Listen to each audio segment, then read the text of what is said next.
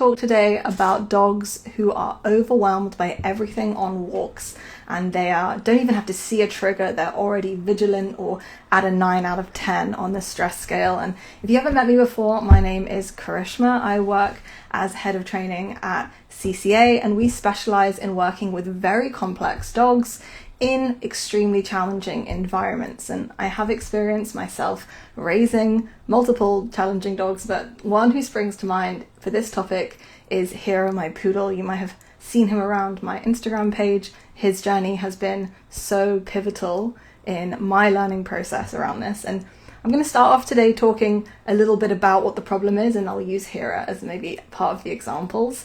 And then a little bit about what I thought the solution was and what a lot of folks think the solution is before what I finally realized the actual solution is. So you're going to go on a journey with me today, where we started, where we ended up by accident, and then when we actually found the right path, what that looked like. So the challenge here is often actually kind of challenging to describe. People often say to me, my dog's just like super sensitive about everything outside. They're like super overwhelmed by everything, and I often have to kind of pick it up, kind of pick apart what they're saying to figure out the details. Usually we are looking at a kind of suite of different behaviors, and that could be anything from the more fearful, panicking behaviors to the more frustrated, overexcited. So this is kind of a spectrum. I am massively simplifying this, so bear with me, but it can be helpful to simplify things for us to understand at the beginning. So whether your dog falls, poor connection there, I'll keep going. So we have this fear and frustration. So fearful behaviors outside often look like avoiding, literally running away when they know you're going to take them out. How many of you have seen that from your fearful dogs? Sometimes you get them harnessed and leashed up and they're barely able to eat, or they can't eat, they're shaking, they're hiding. And when you get outside, they might be panting, pulling, kind of zigzagging at the end of the leash, hugging the walls, running, flight behaviors.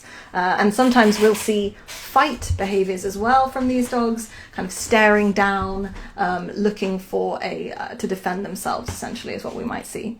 So we might see fear behaviors like that. We also might see on the other end of the spectrum these kinds of more frustration-based, overwhelm-based, overstimulation-based behaviors, and that looks like dogs that are more outward. They're like lunging at the end of the leash, but they're not necessarily fearful. They want to go investigate, they want to go and see things, they don't want to hide. They might be kind of clowning about, so sometimes we see dogs like jumping at the leash or biting at things like grass or your legs, maybe, sort of mouthing type behaviors. And we also sometimes see like frantic sniffing, excessive scavenging. So you might see some dogs that flick between the two. As I mentioned, it's not like your dog's either fearful or frustrated outside. There's a whole host of emotions that can be in play, but often we are seeing this kind of Venn diagram that overlaps, where we see dogs that have this fearful anticipation, I'm worried about my safety, and then we have dogs who are more frustrated, let me out, I want to CSAT everything. If you have a very complicated dog like my poodle Hero, he was very fearful of everything, but also very frustrated. He wanted to go out and live his life, and he wanted to live a big life. He's a poodle, and he was bred to want to explore and move his body, but he lacks resilience, probably for a number of reasons. That's maybe another live topic, but he lacks resilience, the ability to overcome and bounce back after something challenging.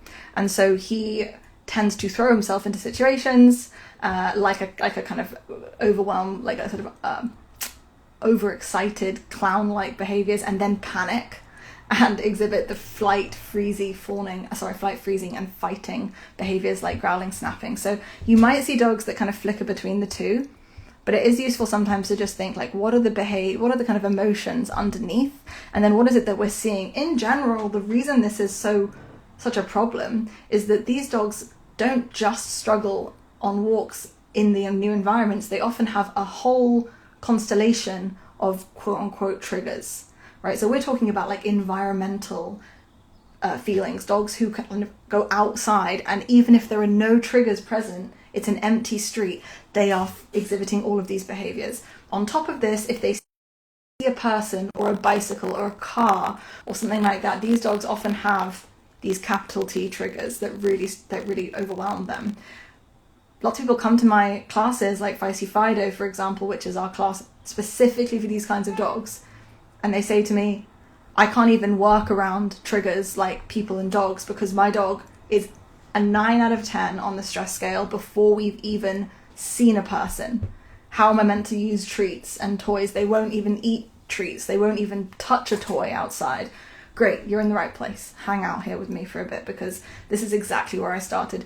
I would put my dog's leash on and he would be unable to eat in the house, even, because he knew he was going outside. Even in a park, even in nature, he would be unable to eat. He'd be unable to play with toys.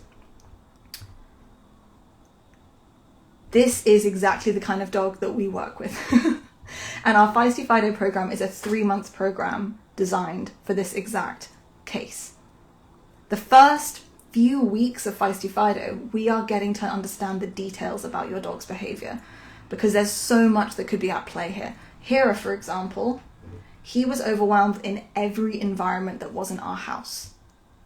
And even in the house, he struggled sometimes with noises and stuff like that. If we were in a natural environment like a field or a forest, he struggled in those. He would struggle in city environments if there were cars and sort of vehicle noises, really challenging. Lots of people, really challenging. There was literally nowhere that he felt safe.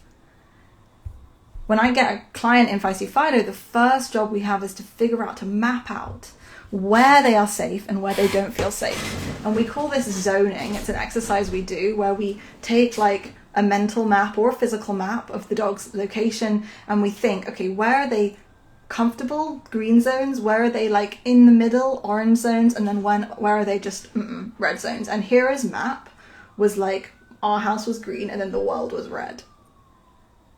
So if you're in that position with your dog, that's okay. Maybe you're not quite there, maybe you're in a slightly better position where you have some spaces that they're pretty safe in, and then some spaces where they're like, I don't know. They kind of are not comfortable, but they're not panicking. They're not completely overwhelmed. Let me know in the chat if you have any thoughts about this idea of zoning for your dogs. The connection's a bit dodgy, I guess, a Saturday evening, but we'll plow on. What situation you're in with your dog depends a large part on your environment, right? So I worked for 4 years in New York City, in Manhattan, Brooklyn. For those dogs, the minute they step out of the house, they are in the most challenging environment that you really could be in. If you have a very environmentally sensitive dog in that situation, that's something that's going to be changing the layout, because we don't have much space to work with. If you live in a sort of suburban area, access to nature, lots of space, you're in a really good situation. So at the beginning, we're looking at the problem, we're looking at the dog, we're looking at their green zones, their zoning, and like how many spaces they feel safe in. We're looking at their environment and going, okay, what is the likelihood of us finding spaces near you that we can build comfort in? And all of this builds a picture for us. And our job in Feisty Fido is to get these dogs from panicking in the home and everywhere outside to workable, being able to go to the bathroom, get your exercise needs met, maybe even do some training setups with people and dogs outside, or work with capital T triggers eventually. And I think a lot of people are given advice with dogs like this that is just really not helpful. And so I want to start off there. This is all stuff I did with Hera as well, so no judgment here. We all make mistakes. I'm going to talk you through some of these common errors and why they don't work for these dogs, and we're going to dive in a little bit more to the solution, okay? Before I do that, let's have a look. Yeah, Greer is saying we started out all red like Hera, but now you're slowly starting to see some change. We'll come back to that, because that is absolutely the right attitude to take. And you have some safe zones, but Suki gets very overstimulated in new places. Perfect. So novelty is one of the hardest versions of this, right? So we are often looking at the details of the dog. Is it that they are struggling with just a new places, but when they go to the same place a few times, they feel comfortable? How long does it take for them to acclimate? Are they unable to acclimate? These are the questions that we're asking. and this person saying that my dog is the definition of conflicted. He'll do a lot and then he'll react at kind of random moments. And this is what conflict often looks like. And this is what Hero would look like. Because Hero was very motivated. He would work with me in really challenging environments for high value food and toys. And then he would suddenly react and snap and lose him and kind of go over threshold. And sometimes I wouldn't know what was going on. And the solution that I'd been given that was kind of wrong in this case was obedience. This was the first solution that I was given, was to teach him to perform behaviors for me and then to introduce those behaviors into new environments. And it was a kind of a combination of obedience and exposure. That was the first things that we tried. So I taught him how to do all these things. He knew how to do so many things. He could sit down, heel, spin. He had a beautiful loose leash walk, all this stuff. And then I would take him into new environments and challenging environments, and I would ask him to do those obedience behaviors. My mistake was that I focused on the behaviors and not on how he felt. And I used the highest value reinforcers thinking that I'd be adding in positive associations. But actually what I was doing was kind of luring him into situations that he felt really unsafe in. And then he would eventually have this kind of panicky moment. And someone saying here, you know, my dog's fine 90% of the time, and then 10% of the time they're not fine. This was exactly the case that I was in with Hero. Like, you know, 80% of the time he was fine. And then occasionally he'd have some like, you know, panicky moments or reactive moments where he's barking. Switch to 5G because this is really annoying and my connection's a bit odd, but stick with me guys because this is really important stuff, all right? So I tried this obedience exposure. I tried raising the value of reinforcers. I was a really good trainer, so I could get him to do things that I wanted him to do. But what I ended up kind of happening is these random moments of aggression would happen, or the stress would build up. He would do the behaviors that I asked him to do, but he was never comfortable. He never actually looked comfortable. And so we never actually got comfort. I was constantly managing him, constantly worried that he was going to snap. And eventually he stopped taking even those high value treats outside. And kind of everything crumbled after a few years of doing that. Next, I tried avoidance.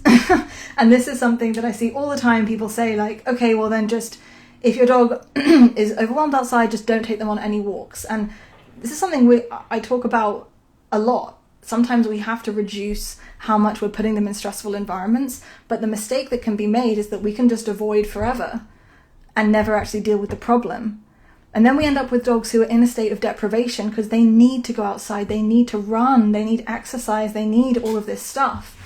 And so for a while I got stuck in this avoidance space where I just kind of was not taking him outside, and honestly he gained a bit of weight and there were some benefits, like he wasn't in that chronic stress state, but I also got a little stuck on the other end of the spectrum where I tried exposure, that didn't work, I tried avoidance, that didn't work.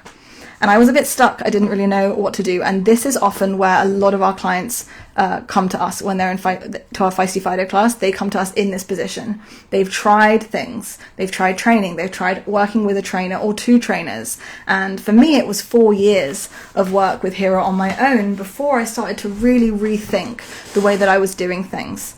And I started with Hero, and that's trickled down now into my clients, and my whole team work this way now. So I'm going to talk a little bit about what we need to be thinking about. We don't need to be thinking necessarily about obedience, teaching them to downstay or heel around triggers. We don't need to expose them to things and have them to get used to it. And we really don't want to just avoid everything, because that's also not beneficial to their welfare, and their outcome is not going to be good, right?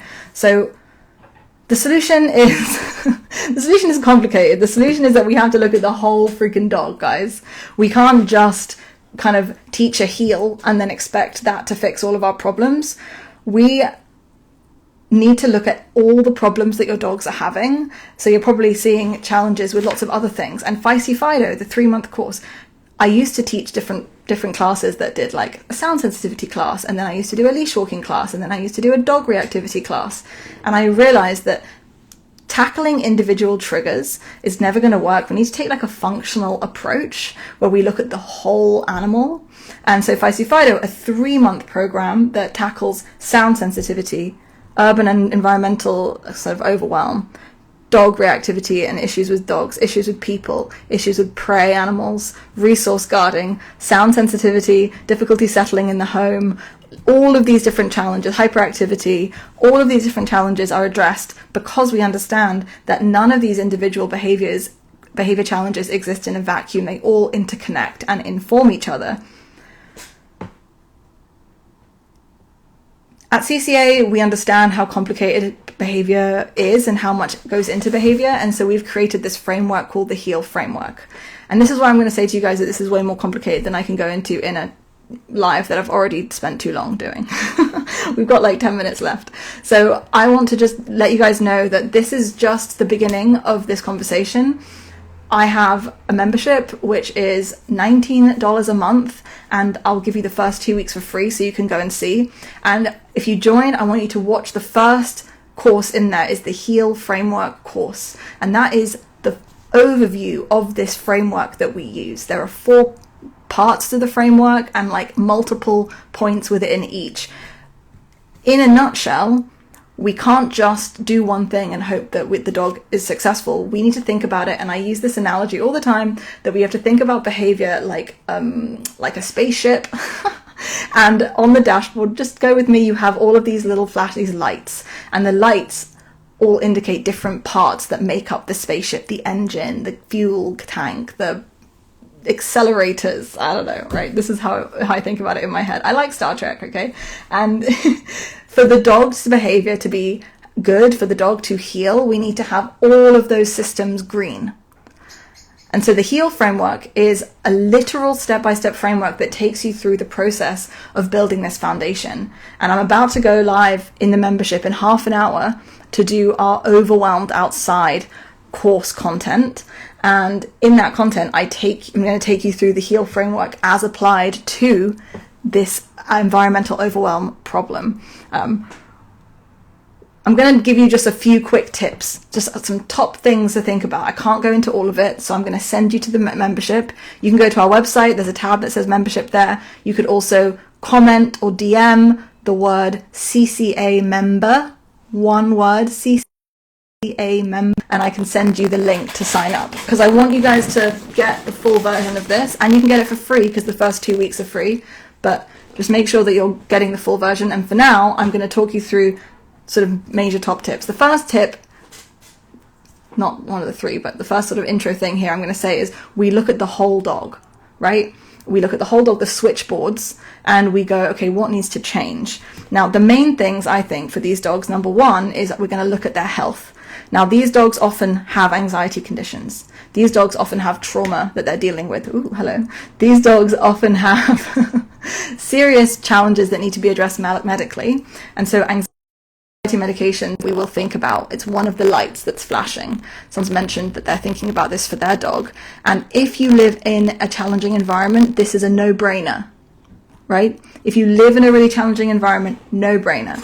If you have control over your environment, if the behaviors are quite mild, sometimes we don't need to go straight away with anxiety medications. But if we're dealing with dogs like Hera, where everything is red and they go from 0 to 100, they won't even eat, what can we do? We have to go to a doctor, because that's a real serious problem that we're dealing with. And in the membership, we have a whole course on anxiety medications. That's 2.5 hours on the topic. So you can find more information there. On top of the health and anxiety, we're looking at pain and potentially medical challenges. And these 2 things often come together. And again, we have a whole module in the membership about pain and behavior, so you can go there for that. But there's a big health component. That's my first thing that I'm going to say here. And in Feisty Fido, we literally take you guys one by one through the process. Do you need to go to speak to a doctor? Do you need to go to do any diagnostics? We take you through that process step by step. For now, you guys can go into the membership and watch all of that longer form content. But health is the first area to focus on with these dogs. If your dog is so sensitive like Hera that they're struggling with so many things, there is likely something at the root wrong. There's something close to, it's not that you just need to change the food that you're using. There's something more serious wrong.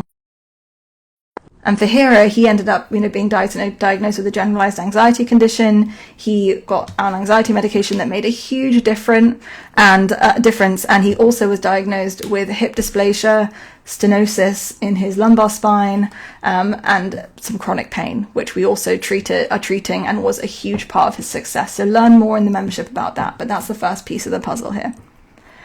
I've mentioned a little bit about exposure and managing that we don't want to avoid all the time. We don't want to avoid forever, but often at the beginning, managing how much they're exposed to the things that they can't handle is a piece of the puzzle, right? So at the beginning, I would take Hero outside with high value food, and I would try to train him outside and out and about. A lot of the time he was kind of stressed. He was never really fully comfortable. He was kind of just hanging in there, and it just didn't make things any better. In fact, it made it worse. I had to pare back how many walks I was doing, the way I was walking him, etc., in a major way. But I had to balance that with meeting his activity needs, and that's a mistake I made. I didn't get him out enough exercising. I didn't get him... his life became too small. And if your dog is in that position, you definitely need to get help. Because if your world has become so small that you can't take them out ever, and they're not able to get their basic needs met, we're in a real crisis, and you need to get help. That's what Feisty Fido is for. So you can DM me, or you can go to our website and learn more about it there. But we want to reduce how much they're panicking, and we want to make sure that we're tending to their emotional safety, so they're not feeling panicked all the time on walks. But we're also balancing that with, they can't just be in the house all day, every day, doing nothing. Like, that can't be their life. And that's a hard balance to strike. And we're often spending multiple weeks just getting that bit sorted, because that can be challenging. And we're seeing you weekly, we're troubleshooting back and forth in our online classroom. It can take a minute. So, that's often a big piece of the puzzle. And the last little tip I'm going to give you guys here is that, it's not about obedience. It's not about teaching your dog to heel or to downstay, but there is a huge importance to skill building and building skills for both you and the dog. So in Feisty Fido, we will work on this foundation piece while we build skills, and the skills are dependent on your dog. And so I'm looking at my notes for my webinar later for the membership to give me a reminder of the different main skills that we might be teaching dogs, and we teach all of these in Feisty Fido. To eat fluently. So Hero couldn't eat food with his harness on. He couldn't eat food if I was holding a leash. He certainly couldn't eat food outside, not even steak. And now he'll eat anything, anywhere. He ate peas outside today. Eating is a skill that is taught.